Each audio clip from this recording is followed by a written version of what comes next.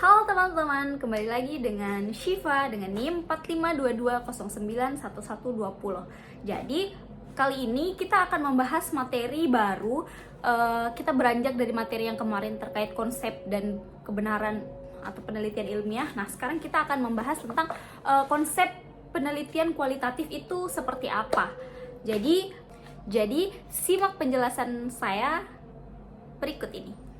Jadi teman-teman, sebelumnya kan kita sudah membahas bahwa penelitian yang baik itu seperti apa sih? Nah, penelitian yang baik itu penelitian yang dijalankan secara sistematis atau berkesinambungan, dan kemudian penelitian yang baik itu penelitian yang menggunakan metode-metode atau cara-cara ilmiah untuk mendapatkan informasi. Nah, untuk itu penting sekali bagi para peneliti teman-teman untuk memahami bahwa hakikat penelitian itu sebenarnya seperti apa sih.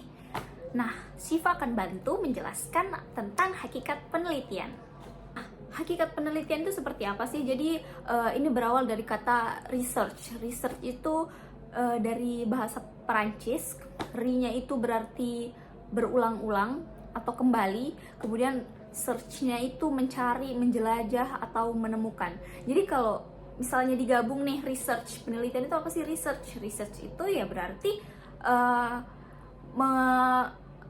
mengulang kembali atau mencari kembali, menemukan kembali apa yang dicari gitu.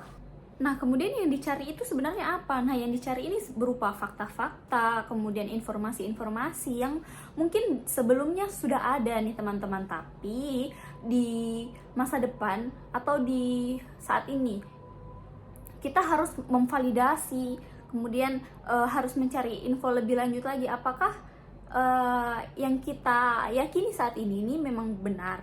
Nah, juga penelitian itu bisa menjadi pembanding ataupun untuk melihat hubungan atau pengaruh yang ada dari penelitian sebelumnya.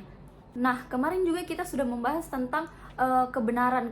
Jadi penelitian ini ya gunanya untuk menemukan kebenaran itu, teman-teman. Nah, kalau penelitian ilmiah, kita menggunakan metode-metode ilmiah untuk menemukan kebenaran yang baru atau fakta-fakta baru yang mungkin tidak diketahui saat ini. Lalu yang harus teman-teman tahu bahwa penelitian sama ilmu pengetahuan itu dua hal yang tidak bisa dipisahkan atau yang kaitannya itu cukup erat, sangat erat lah. Kenapa? Karena penelitian digunakan untuk memenuhi kebutuhan ilmu pengetahuan. Nah, kemudian ilmu pengetahuan ini tidak bisa meninggalkan penelitian, karena ketika ilmu pengetahuan tidak diiringi dengan penelitian, maka tidak akan berkembang ilmu pengetahuannya tersebut. Jadi makanya kenapa dua hal ini sangat erat kaitannya dan sulit untuk dipisahkan. Jadi ketika ada ilmu pengetahuan, maka di situ ada penelitian. Nah, teman-teman, kemudian mungkin akan bertanya-tanya, sebenarnya penelitian itu gunanya untuk apa sih? Atau apa sebenarnya yang ingin dikuak? Apa yang sebenarnya ingin dipecahkan?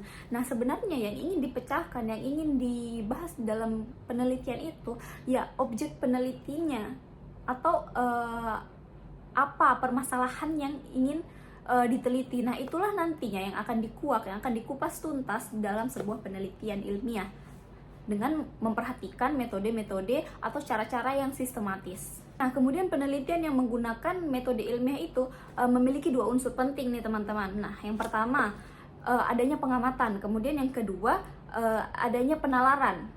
Kenapa pengamatan dan penalaran itu penting? Nah, dalam meneliti sesuatu, kita pasti mengamati apa permasalahannya, atau apa yang sebenarnya terjadi. Nah, itu fungsinya pengamatan. Nah, kemudian yang kedua itu penalaran. Penalaran ini berfungsi sebagai untuk kita melihat seberapa masuk akal atau seberapa berkorelasi dua hal yang sedang kita teliti ini gitu. Nah, jadi teman-teman, bisa dikatakan bahwa penelitian ini proses menemukan sesuatu yang masih tersembunyi atau yang belum diketahui. Nah, di dalam prosesnya itu tadi kita akan membahas lebih lanjut. Selanjutnya teman-teman, kita akan beralih ke fungsi penelitian. Mungkin tadi sudah saya spill sedikit bahwa fungsi penelitian itu untuk apa. Nah, sekarang secara umum sebenarnya fungsi penelitian itu ya untuk menemukan jawaban atas permasalahan yang sedang kita teliti atau permasalahan yang sedang kita cari. Nah, selain untuk menemukan jawaban atas pertanyaan-pertanyaan atau permasalahan tersebut, ada beberapa fungsi-fungsi penelitian. Nah, jadi yang pertama itu fungsinya untuk sebagai media untuk untuk perkembangan ilmu pengetahuan atau disebut fungsi development. Nah, di sini kita mengembangkan teori-teori yang sudah ada menjadi teori-teori baru dari hasil penelitian tersebut. Kemudian yang kedua, ada fungsi penjajakan atau yang biasanya disebut fungsi eksploratif. Nah, di sini peneliti mengeksplor hal-hal baru yang sebelumnya itu belum ditemukan atau belum ada. Kemudian yang ketiga, fungsi pengujian. Nah, di sini fungsi pengujian itu sebagai verifikasi atas penelitian yang sudah ada. Jadi, untuk memvalidasi atau memverifikasi bagaimana kebenaran dari penelitian yang sudah ada. Kemudian yang keempat, membantu manusia untuk menemukan atau menginterpretasikan bagaimana fenomena-fenomena yang ada di sekitar kita.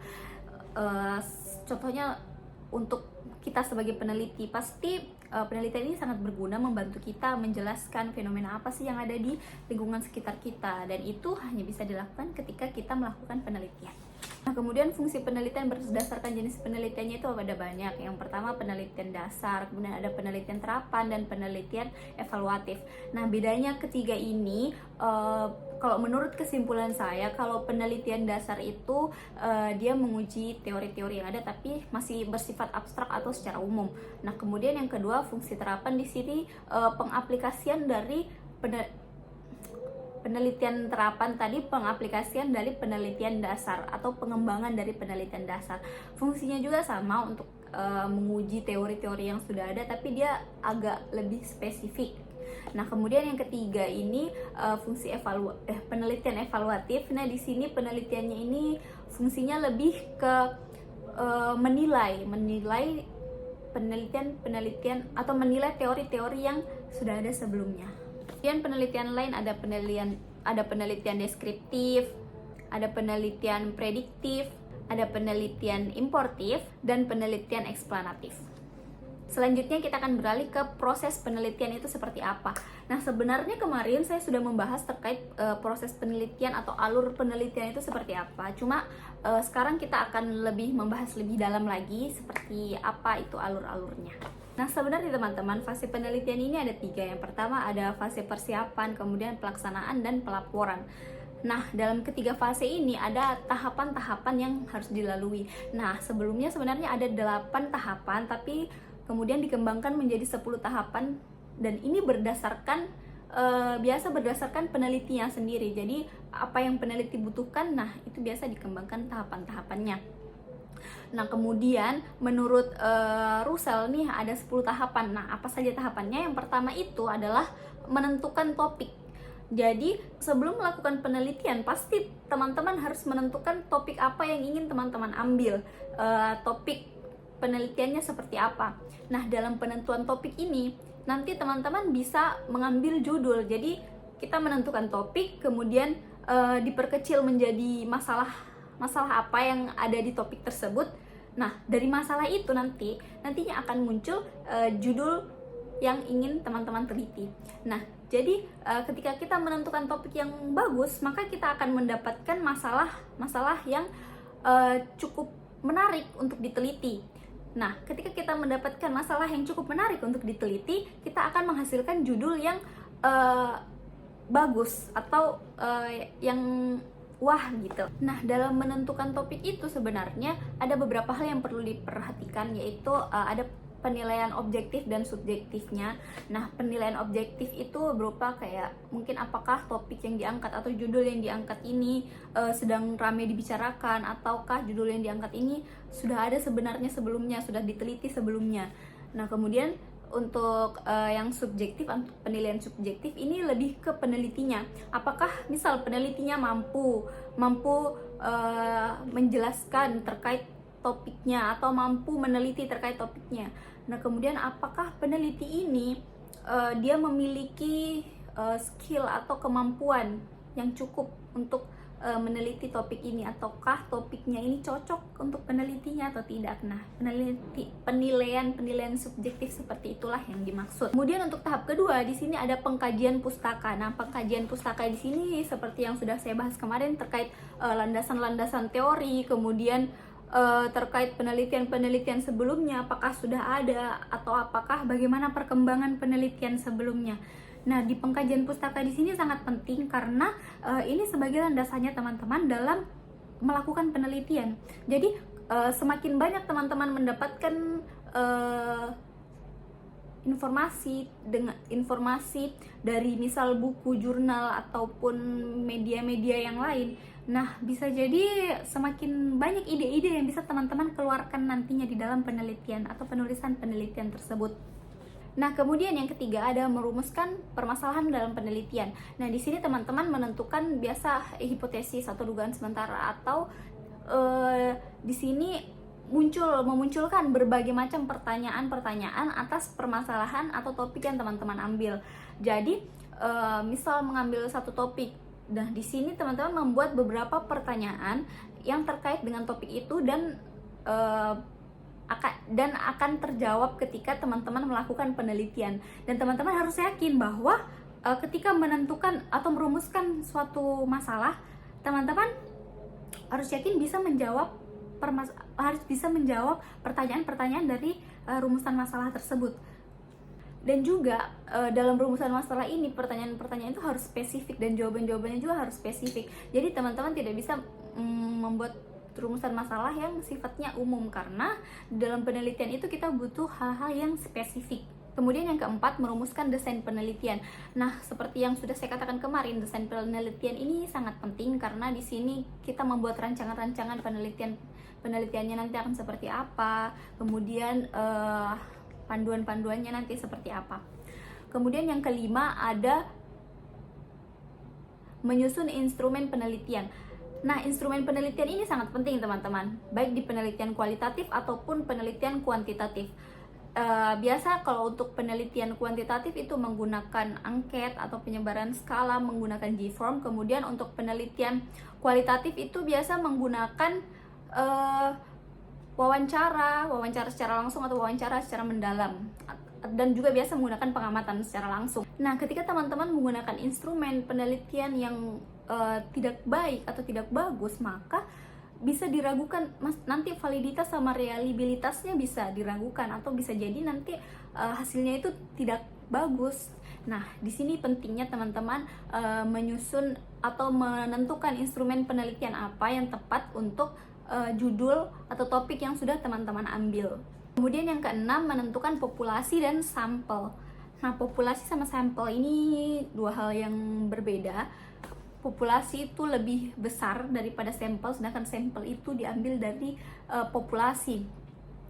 Jadi populasi itu misal seluruh Universitas Bosowa, tapi sampelnya anak psikologi dari Universitas Bosowa. Nah, begitu teman-teman. Jadi untuk menentukan sampel dan populasi ini juga sangat penting, karena dalam penelitian pasti kita memiliki objek penelitiannya, subjek penelitiannya itu seperti apa, atau target yang ingin teman-teman teliti itu siapa. Nah, misal target yang ingin teman-teman teliti seperti yang saya sudah bilang sebelumnya, dalam Universitas Bosowa, tapi sampel yang teman-teman ambil adalah khusus anak teknik sipil Universitas Bosowa gitu. Kemudian yang ketujuh, menulis proposal penelitian. Nah, di sini proposal penelitian itu sangat penting karena di sini teman-teman menjelaskan nantinya alur penelitiannya teman-teman ini akan seperti apa, atau rancangan penelitiannya teman-teman ini akan bagaimana, atau seperti teman-teman ketika melakukan penelitian nanti apa yang teman-teman lakukan gitu. Nah, kemudian ada mengumpulkan data. Nah, di sini teman-teman sudah turun ke lapangan untuk mencari responden, kemudian mengumpulkan data yang sesuai dengan sampel atau topiknya teman-teman. 9 ada menganalisis dan menyajikan data. Nah, di sini dari tadi hasil data yang teman-teman dapat, misal hasil dari responden G-form ataupun wawancara secara langsung. Nah, di situ teman-teman menganalisis datanya, kemudian menyajikan datanya itu baik dalam bentuk tabel ataupun grafik begitu. Nah, kemudian yang terakhir, menulis laporan penelitian. Nah, dalam laporan penelitian ini ada beberapa bagian yang dibahas. Yang pertama biasa ada pendahuluan, kemudian ada kajian pustaka, ada metode penelitian, kemudian ada hasil pembahasan, dan yang terakhir itu ada kesimpulan.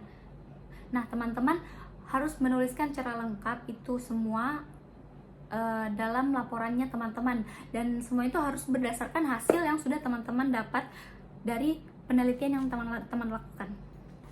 Nah, biasanya penelitian kuantitatif itu menggunakan tabel-tabel dalam menyajikan atau dalam penulisan laporannya, karena biasa kan mereka menggunakan angka-angka, sedangkan kualitatif itu biasa berupa narasi atau deskriptif, tapi tidak menutup kemungkinan juga kualitatif ini menyajikan tabel, grafik, atau data.